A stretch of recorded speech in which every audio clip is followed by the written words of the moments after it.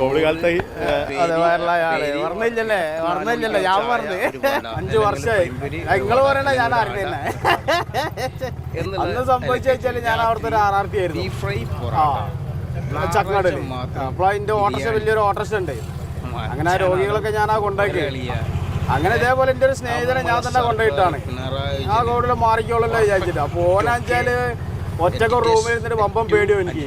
ഞാനിങ്ങനെ ബേജാറാവാണ് അങ്ങനെ. അപ്പൊ ഞാൻ അവനോട് പറഞ്ഞാണ് ഈ ബേജാറാവൊന്നും വേണ്ട, ഞാനും കോവിഡ് പിടിച്ചിട്ട് റൂമിലാണെന്നില്ല. അപ്പോൾ ഓൻ പറഞ്ഞു എനിക്ക് വിശ്വാസമില്ല ഒരു വീഡിയോ ഇടുന്നതാണ്. അപ്പോൾ ഓനിക്കും വേണ്ടി ഞാൻ ചുമര വെച്ചിട്ട് ഒരു വീഡിയോ ഇട്ട് കൊടുത്താ അത് ധൈര്യം കൊടുക്കാനും വേണ്ടിയിട്ട്. ഒന്നുകൊണ്ട് പേടിക്കേണ്ട ആവശ്യമില്ല. Perfect okay. and 2 and 10 and the cone and the back.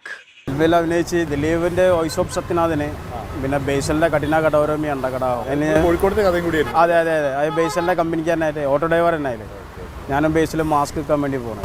നല്ല രസമുള്ള പടമായിരുന്നു. കോവിഡ് ആൽബങ്ങളൊക്കെ ചെയ്തിരുന്നു.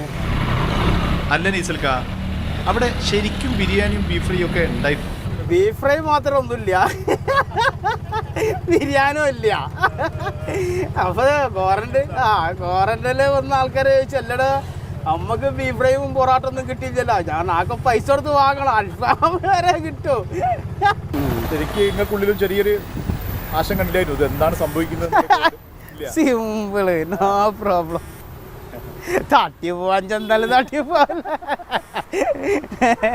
ആളുകൾക്ക് പോസിറ്റീവായ അനുഭവം ഉണ്ടായതാണ്. ഇന്ന കുറേ ആൾക്കാർ ഇന്ന കുറേ വിളിച്ചിട്ട് പറഞ്ഞിട്ടോ വലിയൊരു സംഭവമാണ് ചെയ്ത് ചെയ്യുന്നുണ്ട്.